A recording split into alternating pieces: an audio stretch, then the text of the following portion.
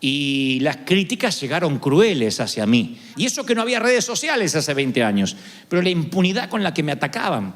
Y me acuerdo que mi corazón se maltrató. Tardaría muchos años en tener un corazón tierno y piel de rinoceronte. Tuve que pasar por muchas experiencias. Esta fue la primera. Un hombre de Dios diciéndome: Dante, el Señor me mostró que tu corazón está maltratado, que te hirieron mucho y eso te desanimó. Y ahora, aunque pareces un muchacho ocupado, yo tenía unos 30 años, me dijo: aunque eres un muchacho ocupado, no estás siendo eficiente. Como Sansón, no te estás dando cuenta que la unción se está yendo de ti.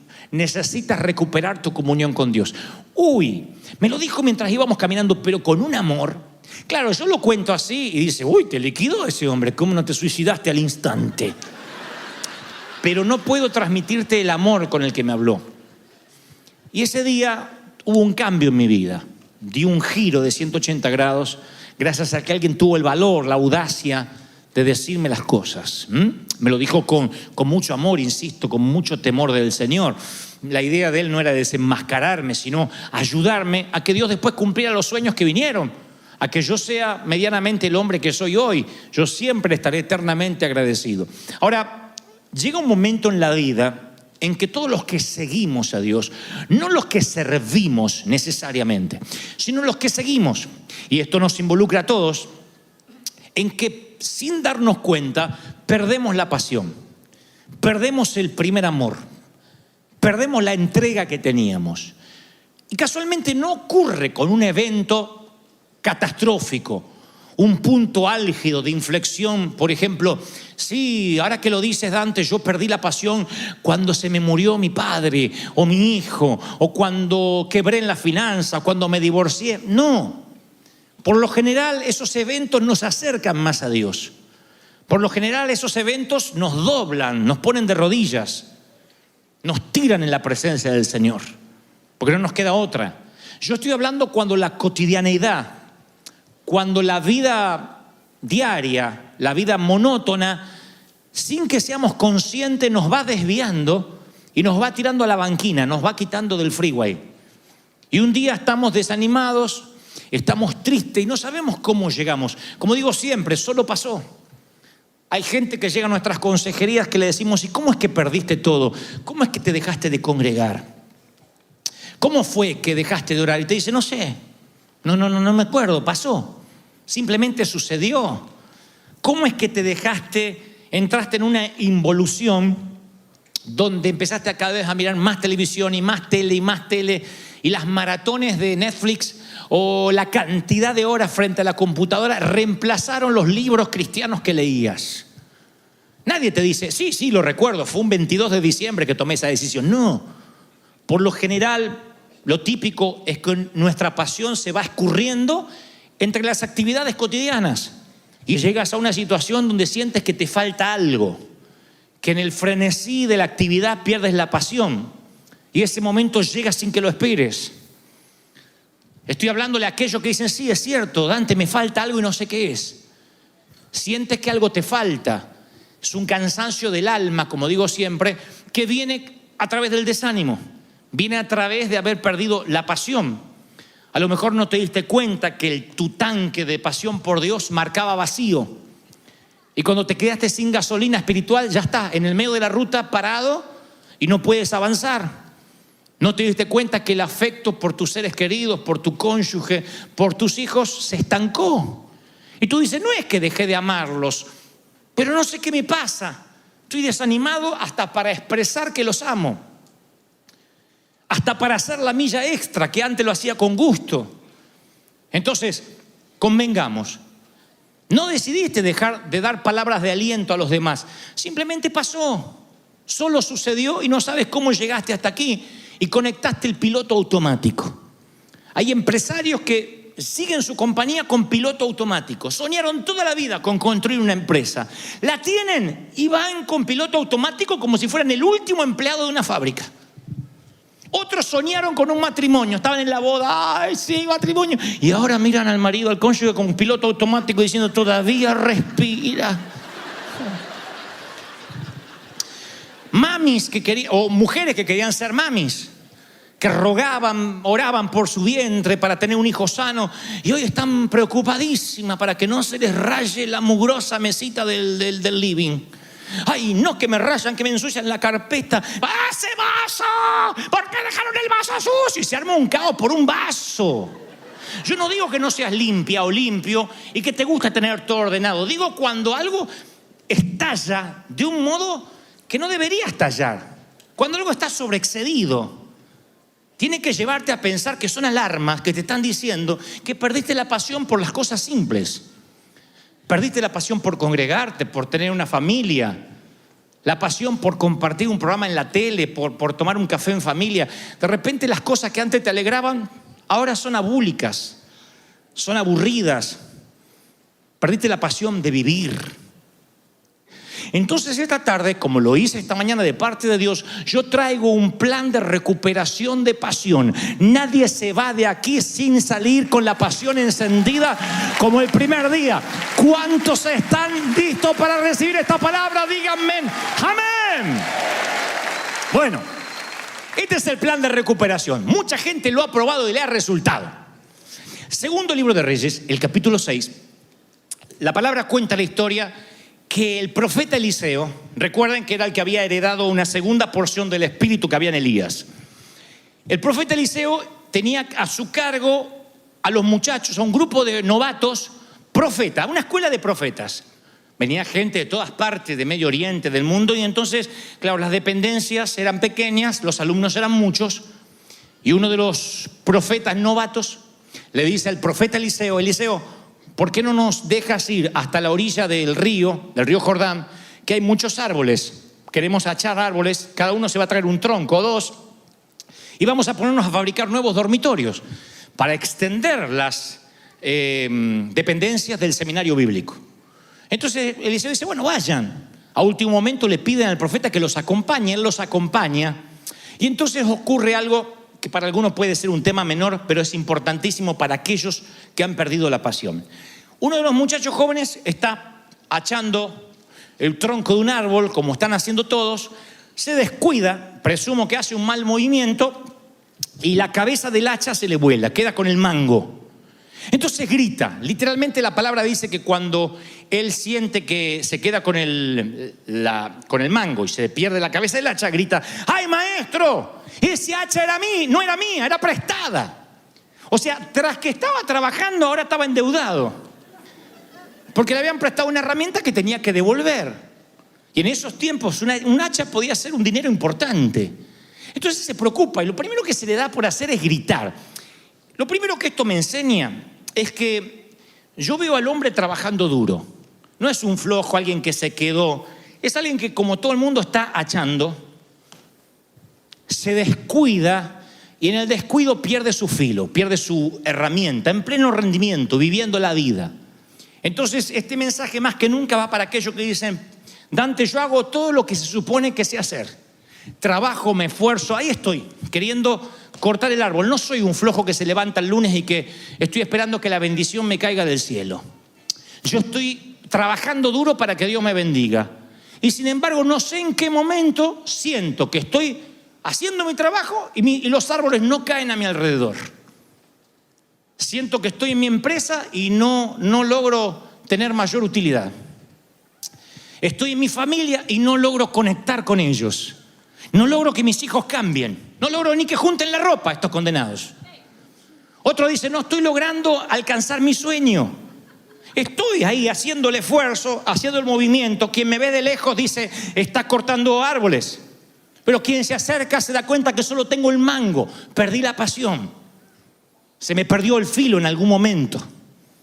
Y no hay nada más que drene la unción que hacer el esfuerzo y sentirte en una bicicleta fija. La bicicleta fija es frustrante porque te adelgaza pero no llegas a ninguna parte. En mi barrio subías a la bicicleta y por lo menos además de adelgazar ibas a algún lado. Pero a veces cuando la bicicleta fija nos sucede en la vida, estás allí cansado, sudas, pero no llegas a ninguna parte. ¿Saben por qué pasa eso? Porque cuando uno pierde la pasión, lo que pierde primero es la mente, además de la pasión.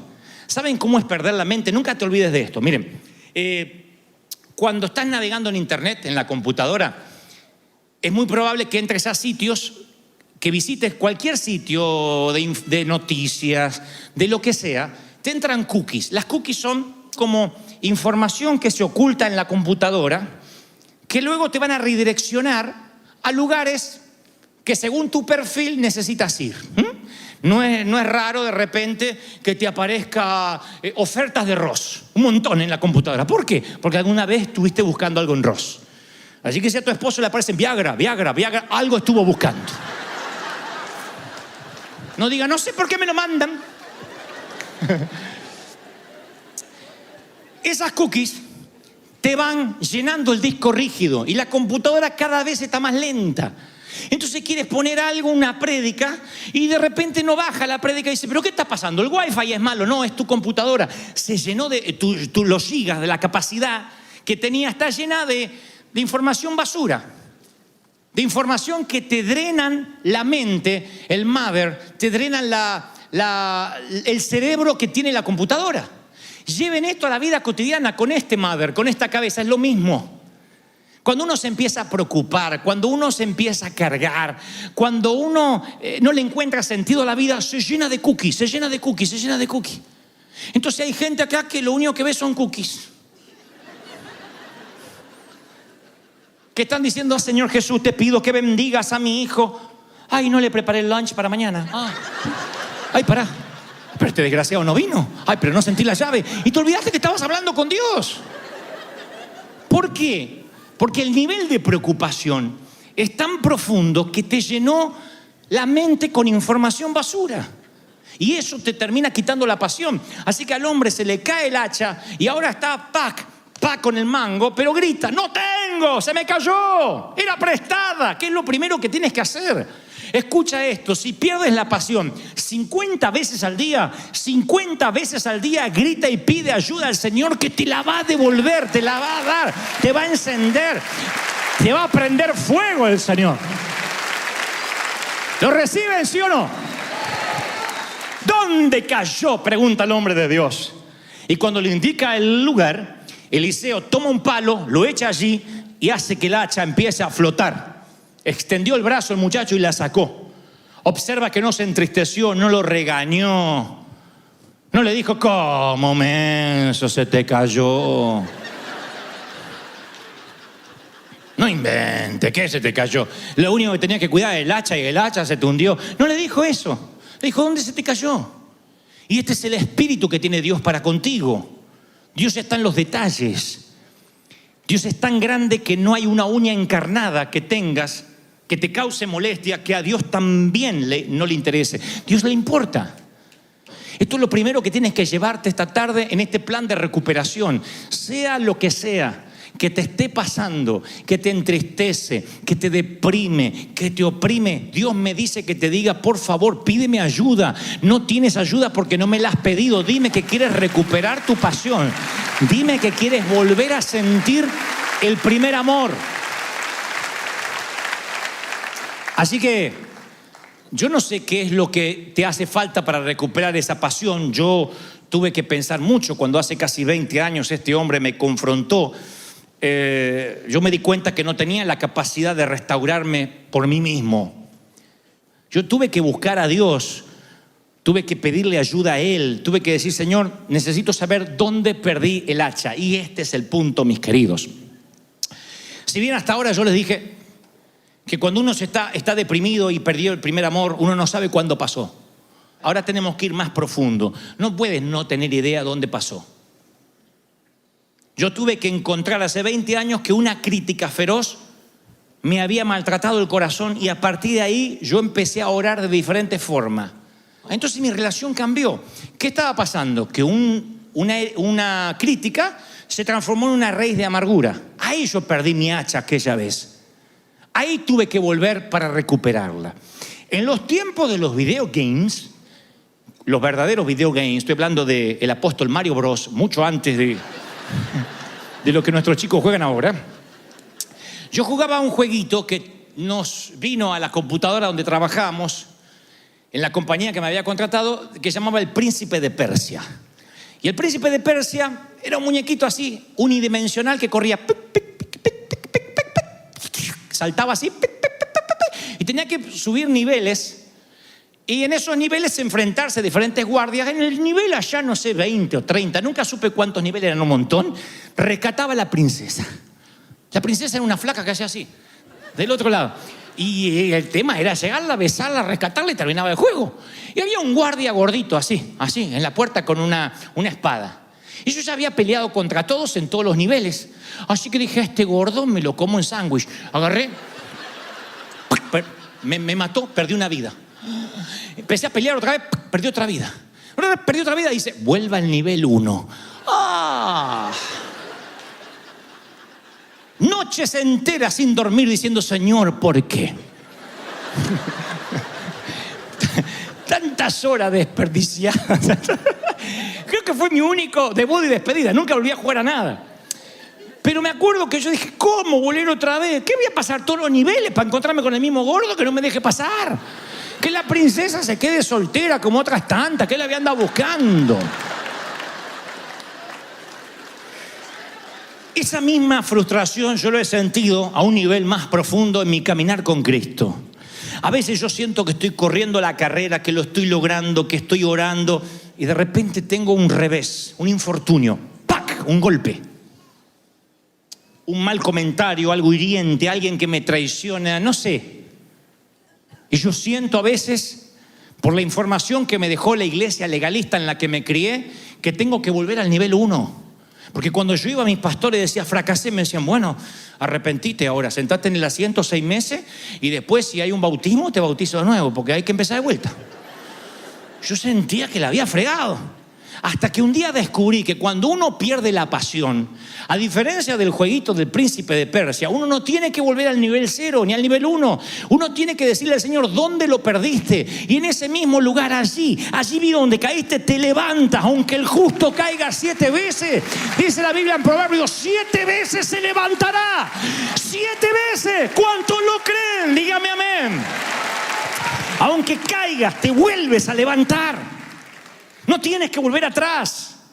Ahí donde estás, te vuelves a levantar. ¿Dónde se te cayó el hacha? ¿En qué momento? ¿Dónde tu comunicación con Dios pasó a un segundo plano después de mirar la tele o después de navegar en internet? ¿Dónde cambiaste la música que escuchabas en el auto?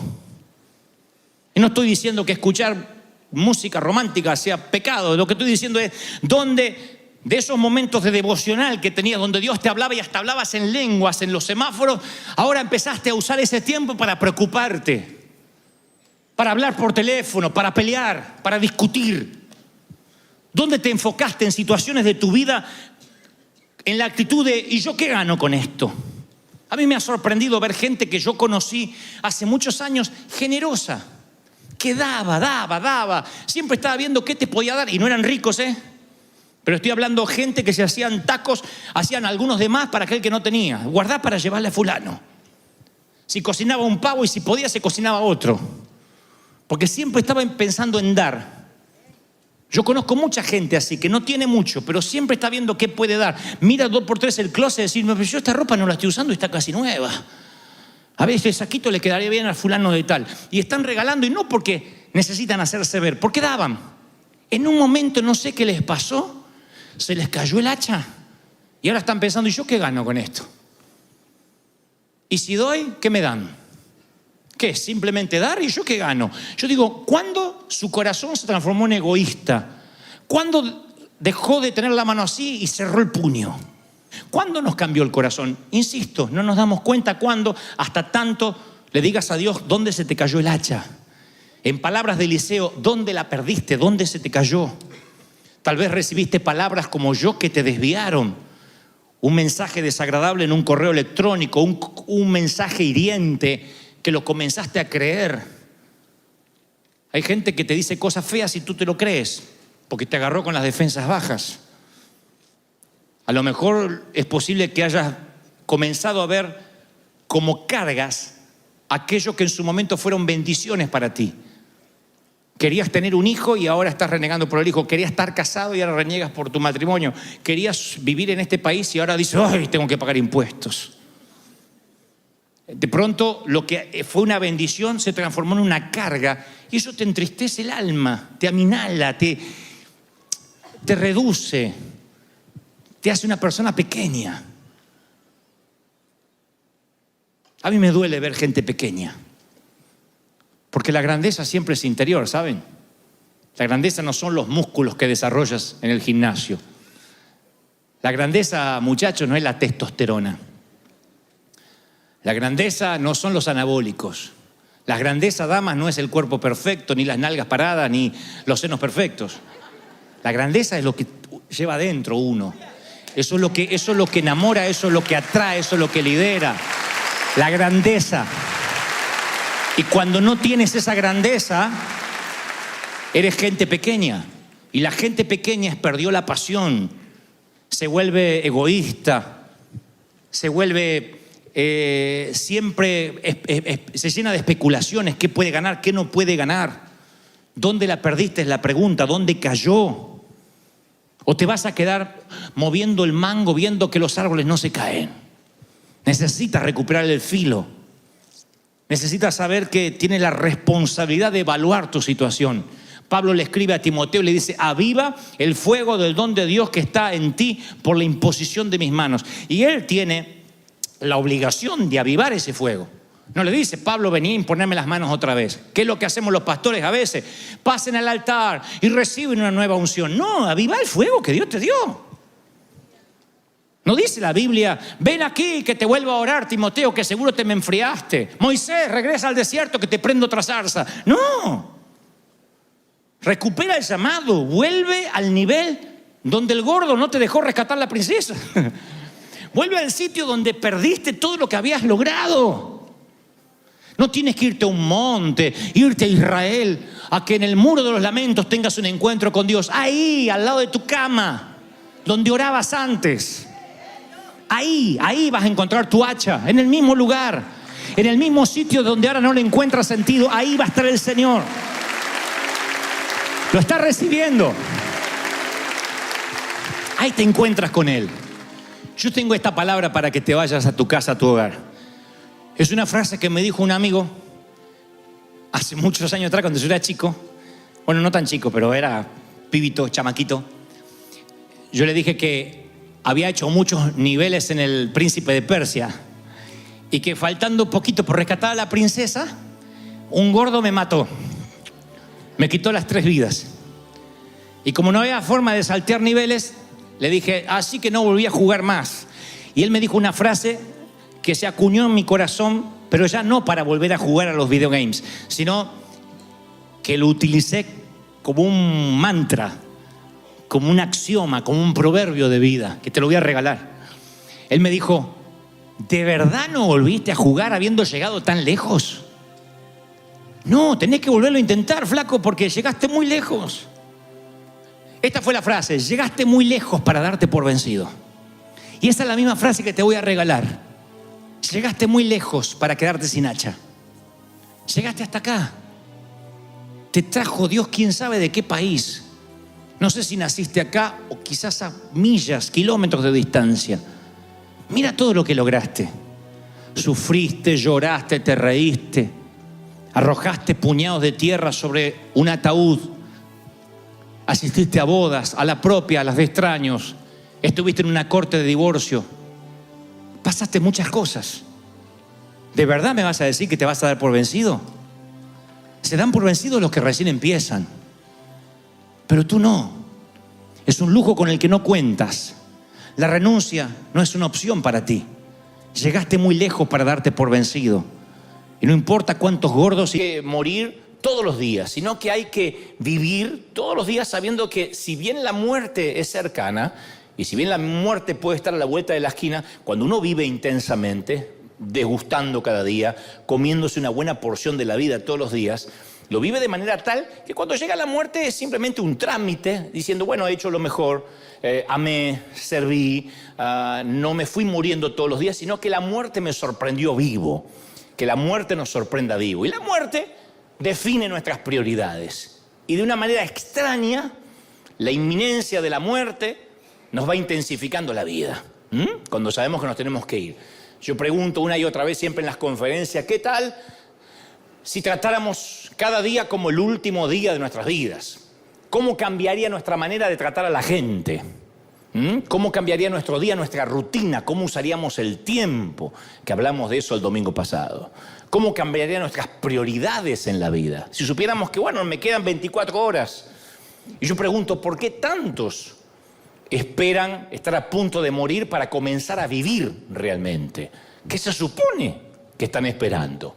Y la mayoría comienza persiguiendo una pasión, diciendo voy a ser astronauta, voy a ser policía, voy a ser actor. Y en algún momento se conforma con un salario y empieza a vivir mediocremente. Y en lugar de edificar una vida, todo lo que hacen es ganarse la vida, pagar gastos, sobrevivir un día más en el peor de los casos. Entonces yo estoy consciente de que sí, que hay que pagar los gastos. Estoy consciente que hay que honrar las deudas, sacar la basura y de tanto en tanto, una vez cada año bisiesto, invitar a la suegra. Estoy consciente de eso. Pero yo hablo de esas personas que son exitosas, pero que también son infelices. Esas personas que tienen éxito, pero que no tienen felicidad.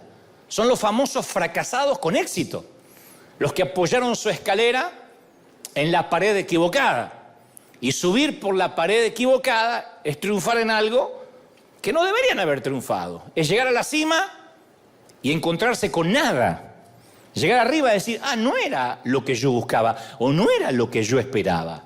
Por eso digo siempre, es preferible fracasar en algo que amamos que tener éxito en algo que no amamos, en algo que no disfrutamos.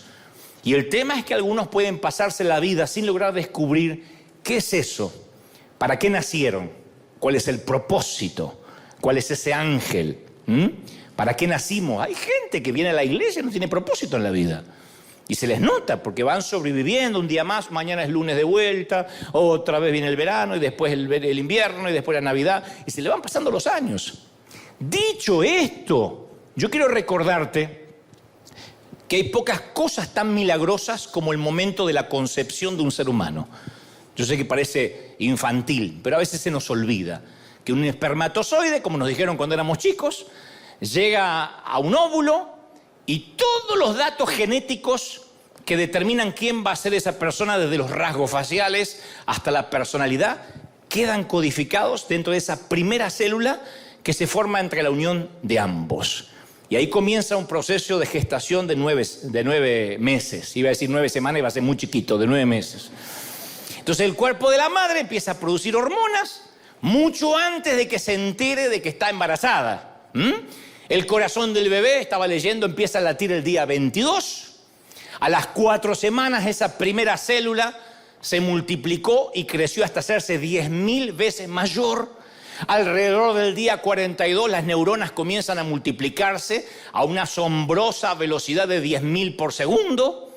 Y la neurogénesis nunca se detiene. Las neuronas siguen, en algunos, no en todos, siguen creciendo. Y todo, desde el nervio óptico hasta la corteza auditiva y el sistema respiratorio, todo se va formando en el útero materno. Eso, señoras y señores, es un milagro. Ustedes dicen, sí, ya lo sé. Bueno, no obstante, lo que más me asombra es que todo lo que terminamos siendo, a lo que nos dediquemos, se puede rastrear hasta el momento de la concepción. O sea que nuestro destino está escrito en ese microscópico código de nuestro ADN. Ahí está nuestro destino, el propósito. Entonces, ¿qué tiene que ver esto con hacer lo que amamos? O en su defecto, morir haciendo lo que uno ama. Que las pasiones, lo que uno ama, es concebido de una manera muy parecida a lo que te acabo de contar. En un momento de nuestra vida ocurre algo divino, lo creas o no, una epifanía disfrazada, algo milagroso, ¡ping!, ocurre algo que determina todo lo que después nos va a pasar en la vida más tarde. Todos vivimos, y si hacen memoria vamos a coincidir, en algún momento, hayas conocido a Dios o no, algo inexplicable que es concebido así, como si fuera fecundado un óvulo, pero en nuestro espíritu, algo. Ese es el primer toque de Dios. En el verano de 1957, un chiquito de 12 años viajaba con su familia al Parque Nacional de Yellowstone y mientras iban en una carretera serpenteante del cañón sin baranda, un coche que circulaba en la dirección opuesta se metió en su carril, y quedaron a 5 centímetros de caer por el precipicio, de caer por el barranco. Eso es lo cerquita, 5 centímetros que estuvimos de nunca ver Buscando a Nemo, Los Increíbles, Cars, Monster Inc., Coco, porque ese niño que iba en el auto de 12 años era Ed Catmull, fundador y presidente de los estudios de animación Pixar. Así que sin Ed no habría Toy Story 1, Toy Story 2, Toy Story 3, Toy Story 4, Toy Story 5 y todas las Toy Story que vayan a venir hasta que Woody esté como Rambo y ya no pueda grabar más. Y cuando Ed contó este episodio, él dijo, 5 centímetros más y no existiría Pixar. Pero no solo no habrían existido las películas animadas, que en todo caso es un entretenimiento. Él dijo en una entrevista la cantidad de empleados que se conocieron, que se casaron y tuvieron hijos en la compañía, en la empresa Pixar. Y él dijo, todas esas parejas no tienen la menor idea que estuvieron a 5 centímetros de no conocerse. A 5 centímetros de no haber concebido esos hijos que tienen. Entonces la vida se compone de esos 5 centímetros que cambian nuestra trayectoria para siempre. Así empieza. Como cuando se fecunda un óvulo. Eso es divino. Esos son los momentos en los que nos sentimos vivos. Son los momentos en los cuales nuestro éxito no se le puede atribuir a una persona, sino al favor, a la bendición de Dios. Él hace por nosotros en un momento algo que nosotros no hubiésemos podido hacer por nosotros mismos. Cuando mi mamá se enteró que estaba embarazada de mí, y a la vez fue diagnosticada con cáncer de útero, coincidental con el embarazo, mi padre le dijo con buen tino, yo no lo culpo, le dijo con buen tino, tienes que abortar lo antes posible, ya tenemos 3 hijos. ¿Para qué queremos un cuarto que puede hacer peligrar tu vida? Y cuando ella fue a la cita médica, ella tuvo la corazonada de continuar con el embarazo, a pesar de los riesgos que eso implicaba. Y aún durante el parto le dijeron a mi papá, salieron, le dijeron afuera que tenía que elegir. Y si él no elegía, y si la vida de su esposa, o sea, mi madre, corría algún riesgo, ella sería la prioridad y no el bebé. Esos fueron mis 5 centímetros. Y por carácter transitivo también tus 5 centímetros, al menos de no estar sentado hoy acá, de no estar viendo la transmisión por internet o que no exista River Arena. Esos fueron los 5 centímetros. 5. Yo ya venía mal porque te conté, porque cuando le dije, mamá, me quisieron tener, dijo, no, fuiste un descuido, ¿te acordás? Yo ya venía mal por eso, porque fui un descuido, porque fui un susto. Pero cuando a eso le agregan al descuido y al susto, de que encima mi papá dijo, no, el nene no lo salven. Amoroso mi papá. Pero yo supe en ese momento que eran mis 5 centímetros. Eso no lo pude haber decidido yo. Pero a medida que vamos creciendo, comprendemos para qué se nos regalaron esos 5 centímetros, esa gracia, ese favor. Y llega un momento en que hay que hacer algo al respecto de esos 5 centímetros. Se te dio vida. No importa dónde naciste. Puede ser en la Villa Fiorito, que acabamos de ver en Argentina, en Tijuana o en Beverly Hills. Pero se te dio el regalo de los 5 centímetros de vivir. Una noche de avivamiento de tus padres y algo pasó. Y acá estás. En algo ganaste. Fuiste el espermatozoide que llegó. Entonces, hay un momento para que yo nunca gano en nada. ¿Cómo que no? ¿Estás acá? ¿Ganaste? Y aplauden. Eso es maravilloso. Porque algunos recién se acaba de dar cuenta. Oh, es cierto. Entonces después uno tiene que, lo que yo llamo, ganarse el derecho a vivir. Hacer algo que valga la pena ese milagro de los 5 centímetros.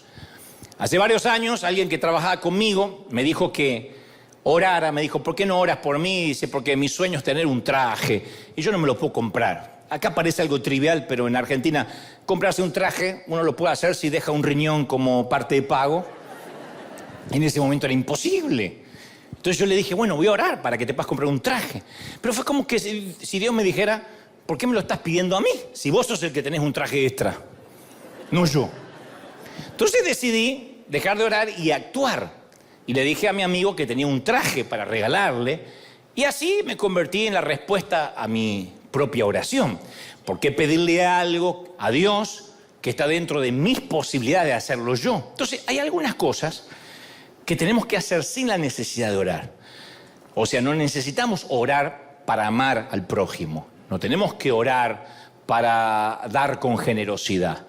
Uno ve la pobreza, ve la necesidad de la gente, no dice, voy a orar a ver si le doy de comer. No necesitamos orar en cuanto a si debemos bendecir a alguien, si se halla dentro de nuestras posibilidades. Entonces, Dios ya habló, Dios ya nos dijo, lo que necesitamos nosotros ahora es hacer, dejar de orar y comenzar a actuar. Llenar la solicitud, hacer la llamada, escribir el cheque, concertar la cita, tener la conversación, si vas a ponerte de novio, ponerte desodorante mínimo.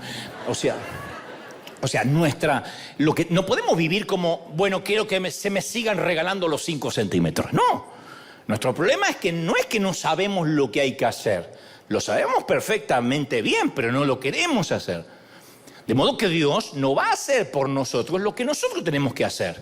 Si los cristianos sabemos que Dios habita en el ser humano, ¿por qué no actuamos siempre en consecuencia? ¿Por qué tantas veces apartamos la vista de las viudas, de los pobres, de los necesitados, de los huérfanos, esperando que los políticos lo hagan? Martin Luther King decía, no me preocupa a mí la gente mala, sino el espantoso silencio de la gente buena. La gente buena que no hace nada. La gente mala va a seguir haciendo maldad. ¿Y la gente buena? Entonces, cuando la palabra cristianismo se convierte en un sustantivo, se convierte también en un desencanto. Yo esta semana mencionaba en las redes a la polémica canción del proverbista Ricardo Arjona. Jesús no es un verbo, es un sustantivo. No, Jesús no es sustantivo y es un verbo. No le vamos a cambiar porque voy a tener problemas también de copyright. Pero, por cierto, tiene una prosa y una poesía descarnada, acerba, pero ácida, pero tiene unos textos que son maravillosos. Y yo debo decir esto, no conocía la canción en su totalidad, pero entre la letra, algunos decían, pero ¿se hizo cristiano Arjona? No, eso es lo sorprendente. Y escribe, dice el querido Chapín, ¿qué hace ese hermano leyendo la Biblia todo el día? Lo que allí está escrito se resume en amor, ve y practícalo. Jesús es más que un templo de lujo con tendencia barroca. La iglesia se lleva en el alma y en los actos, que no se te olvide que Jesús, hermanos míos, es verbo, no sustantivo. Jesús es más que un grupo de señoras de muy negra conciencia. Y acá se pone complicada la cosa. Jesús es más que persignarse e hincarse y hacer de esto alarde, dice Arjona. A Jesús le da asco al pastor que se hace rico con la fe. Y ahí se pone más complicado todavía. Ahí es cuando dicen algunos, no, ahí lo está inspirando Satanás, no. De mi barrio, la más religiosa era doña Carlota, que hablaba de amor al prójimo. Y dice, y nos ponchó 100 pelotas. Se ve que agarraba las pelotas de los chicos y las ponchaba y le hablaba de amor. Y a él le quedó el rencor contra la Carlota. De niño aprendí que la religión no es más que un método con el título prohibido pensar que ya todo está escrito. Me bautizaron cuando tenía 2 meses, no me preguntaron. Hubo fiesta, piñata, a mí no me preguntaron. Y luego dice el autor, bautízame tú, Jesús. Así entre amigos, yo sé que odias el protocolo. Señores, no dividan la fe. Las fronteras son para los países. En este mundo hay más religiones que niños felices. Jesús, hermanos míos, es verbo y no sustantivo. Y cuando lo leía, lo primero que me vino a la mente, por si no te gusta Arjona, y dice, ¿cómo está mencionando a Arjona? Ya Miguel del Cel me lo aguanté, ahora Arjona. Entonces te va a gustar el libro de los Hechos. Porque el libro de los Hechos no es el libro de las ideas, de las teorías, de los sermones. Es el libro de los Hechos. Hechos. Y si la iglesia del siglo XXI habláramos menos e hiciéramos más, tal vez causaríamos el mismo impacto que la iglesia del siglo I. Entonces hay gente que vive como si estuvieran esperando que Dios les dijera, bien pensado, siervo fiel, bien dicho, predicado y debatido en las redes, siervo fiel. Pero Dios no va a decir ninguna de esas cosas. Solo hay un elogio en Mateo 25, 23. Hiciste bien, buen siervo y fiel. Hiciste bien, porque Dios pagará a cada uno lo que merezcan sus obras, Romanos 2, 6. Pero hiciste bien y le pagará por lo que hiciste. Alguien tiene que aplaudir más que eso si de verdad están convencidos, ¿sí o no? Entonces, la mayoría de nosotros queremos que Dios nos dé señales milagrosas antes de salir a hacer algo. Queremos que Dios abra el río antes de mojarnos los pies. Pero la fe no sigue a las señales siguen a la fe. Ese es el esquema bíblico. Entonces el Evangelio de Marcos 16:20 dice, los discípulos salieron y predicaron por todas partes, y el Señor los ayudaba, y las señales los acompañaban. Entonces, la razón principal por que la mayoría de nosotros no vemos moverse a Dios es porque nosotros no nos estamos moviendo. Por eso me gusta siempre mostrar esto, que algunos dicen es alarde. No, es inspirar a que la gente salga, hacerlo, primero hacerlo. Ya se nos regaló 5 centímetros de favor. En algún momento te regalaron 5 centímetros de favor. Yo sé que tienes también una historia para contar. Tal vez no te salvaste de un aborto, pero dijiste, si no fuera por aquella mudanza, aquel divorcio, aquella separación, aquella boda, lo que sea, algo nos dio favor de estar acá. Lo demás es hacer. En la película de 1989, El campo de los sueños, Kevin Costner interpreta a un tal Kay Kinsella, que es un agricultor novato, y él camina por el campo de maíz y oye un susurro que dice, si los construyen, ellos vendrán. Y después él construye un estadio de béisbol de la nada. Y luego los fantasmas beisboleros en la película aparecen y juegan a la pelota. Y esa frase se convirtió en una metáfora vital para mí. Porque la Biblia está llena de momentos como el campo de los sueños. Si Noé construía el arca, Dios enviaría la lluvia. Si Eliseo abría zanjas en el desierto, Dios las iba a llenar. Si la viuda pedía vasijas vacías, Dios iba a llenarlas con aceite. Entonces, muchas personas llegan a un callejón sin salida en sus sueños porque esperan que Dios llegue primero. Y los 5 centímetros ya pasaron. Ahora nosotros tenemos que hacer eso, lo que tengamos que hacer. Si esperamos a que Dios divida el Jordán para que no nos mojemos los pies, vamos a estar esperando toda la vida. Pero si lo construyes, Él vendrá. Si lo haces, Él vendrá. Uno tiene que hacerlo. Entonces la palabra cristianismo, como dice Arjona, nunca fue pensada como un sustantivo. Dios siempre quiso que fuera un verbo. Y hay que aprovechar las oportunidades de servir. Porque las palabras ya son baratas y nosotros ya abaratamos bastante el cristianismo. Y Dios no recompensa lo que sabemos. Dios no recompensa lo que decimos. Dios no recompensa lo que defendemos. Dios recompensa lo que hacemos por los que necesitan. ¿Estamos de acuerdo, sí o no? Por eso somos River. Por eso somos un granero. Dios recompensa lo que hacemos, lo que damos.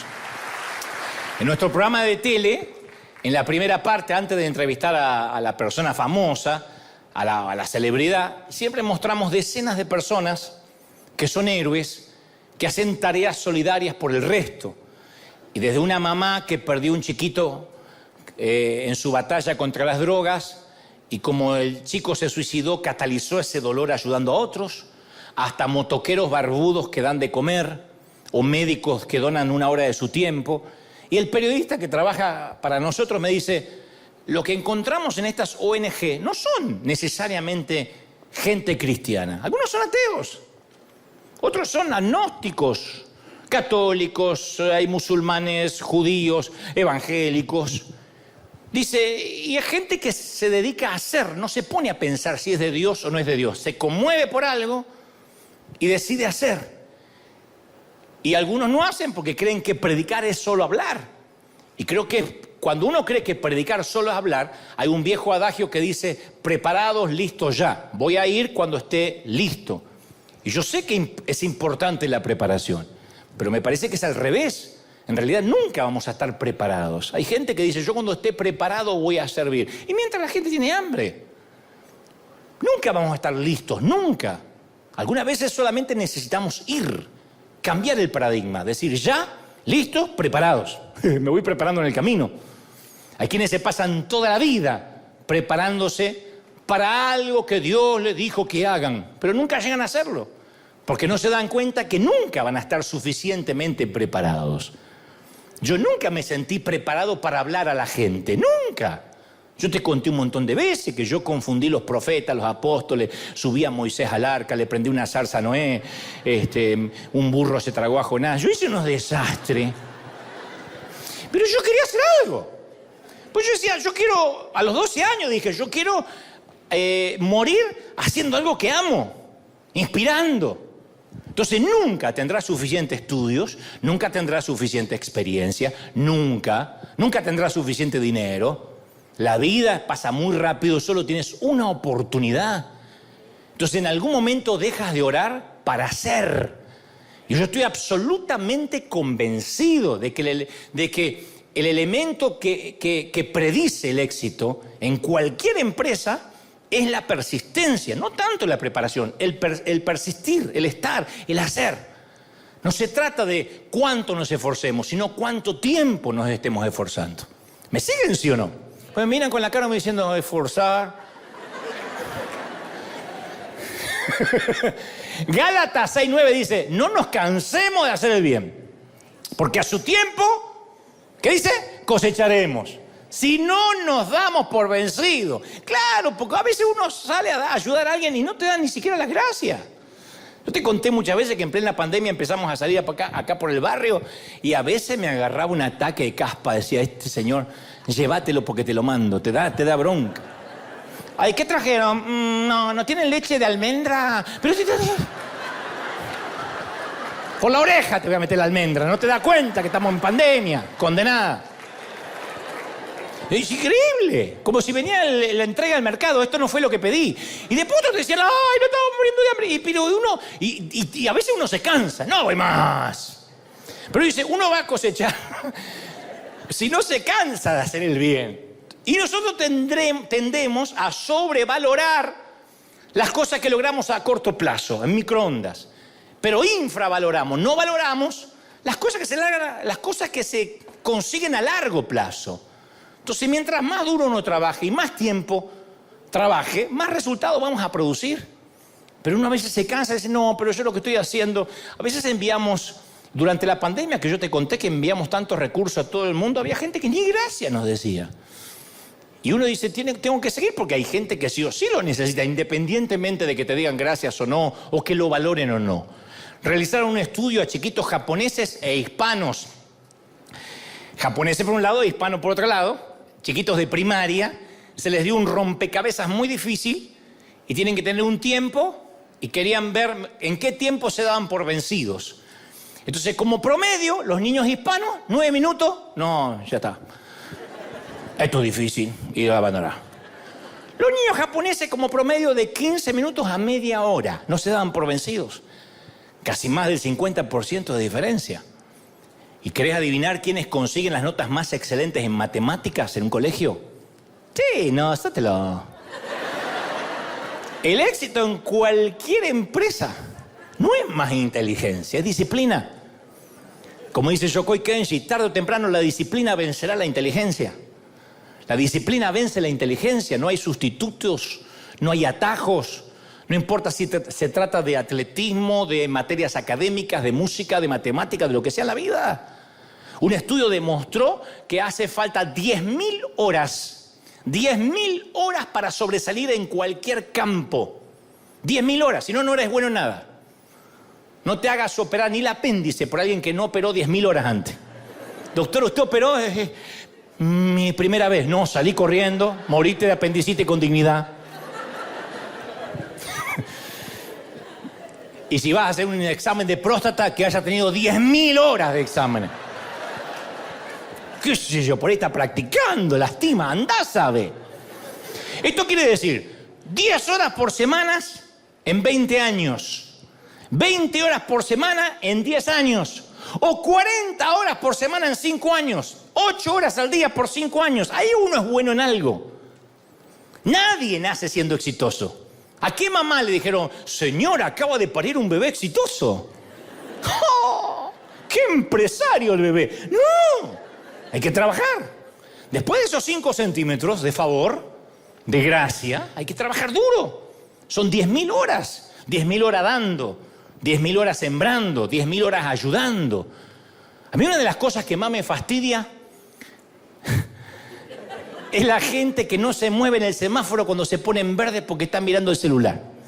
Si yo estoy mirando el celular y se pone en verde, está bien, porque estoy mirando algo muy importante. Pero si yo estoy atrás y adelante hay alguien mirando el celular y se pone en verde, yo soy de los odiosos que tocan bocina. Perdón. Oh. Trajeron las de chicas del convento. Si no se puede quedar... ¿Por qué? Porque tengo lugares donde ir, tengo cosas que hacer. Porque la vida es muy corta para estar parado en una luz verde. Hace 2000 años Jesús dijo, vayan, sirvan. Entonces, ¿por qué actuamos con una mentalidad de luz roja? Muchos están esperando que se encienda una luz verde que ya se encendió hace 2022 años. Entonces, el exceso de análisis, voy a buscar la voluntad de Dios, trae una parálisis emocional, espiritual. Yo me pregunto muchas veces si la adversión que mucha gente tiene contra la iglesia, incluyendo Arjona, se debe a nuestra pasividad, que por ahí está mirando y no lo puedo invitar nunca después. Digo, si eso no se debe a la pasividad nuestra, que nosotros consideramos que ser bueno es no hacer cosas malas. De manera que practicamos la santidad por sustracción. No hagas esto, no hagas lo otro. Pero el problema es que alguien puede abstenerse de hacer todo lo malo y seguir sin hacer nada bueno. La bondad no es ausencia de maldad, señores. El mundo nos conoce por todo aquello a la que la iglesia se opone. ¿Qué pasa en la iglesia? Y ahí no creen en esto y están en contra del aborto y están en contra... Pero muy poco por lo que proponemos. Entonces, ¿de verdad creemos que el sueño de Dios es que nosotros simplemente no hagamos nada malo? ¿Eso es lo que quieres de tu hijo? Hijo, yo no quiero que seas nada en la vida, ¿eh? Quédate como un parásito en casa vegetando, yo te alimento como una crisálida, mientras que seas buena gente. ¿Eso es lo que queremos de un hijo? ¿De verdad creemos que el plan máximo de Dios consiste en un peregrinaje semanal a las butacas de la iglesia? Porque si eres padre, insisto, te encanta que tu hijo tome la decisión de ser buena gente, de no ser mala persona. Bueno, pero te da mucha más alegría verlo perseguir sus pasiones, lo que ama hacer. Entonces, el pecado de comisión es todo aquello que no tendríamos que hacer, no cometer pecado. Pero lo que más entristece a un padre es el pecado de omisión. Son todas las cosas que podríamos hacer por los demás y no las hicimos. Y en la economía de Dios, terminar sin ganar ni perder es una pérdida total. Es el más grande de los riesgos, no correr riesgos. Esa es acaso la parábola de los talentos. El tipo que lo enterró y Dios le dijo, es un siervo inútil y perezoso. Si no perdió el tipo, sí, pero no hiciste nada. Entonces los que crucificaron a Jesús no lo hicieron porque era un tipo bueno. ¿Quién crucifica a un tipo bueno y aburrido? No lo encerraron porque vivía dentro de una basílica o en un templo o en una mezquita.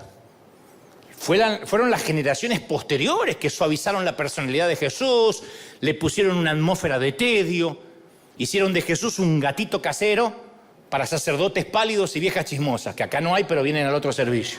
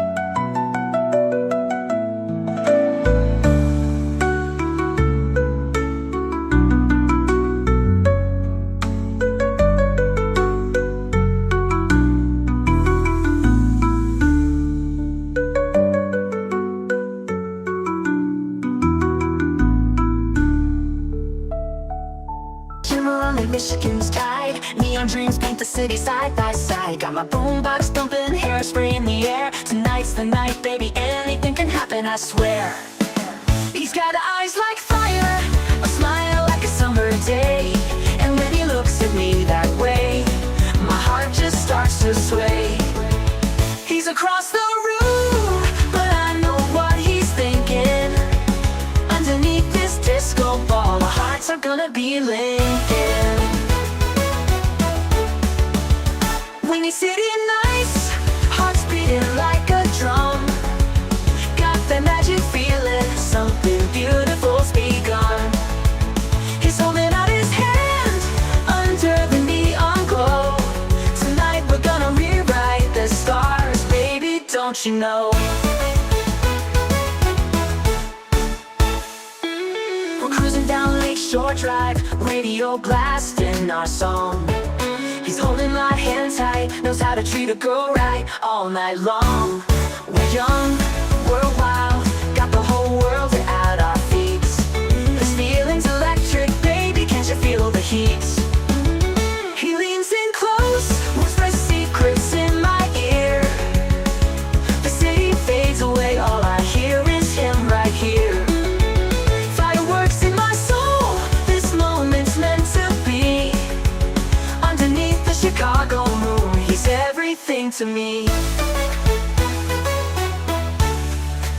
He's got eyes like fire, a smile like a summer day. And when he looks at me that way, my heart just starts to sway. He's across the room, but I know what he's thinking. Underneath this disco ball, our hearts are gonna be linking. Windy City nights, hearts beating like a drum. Got that magic feeling, something beautiful's begun.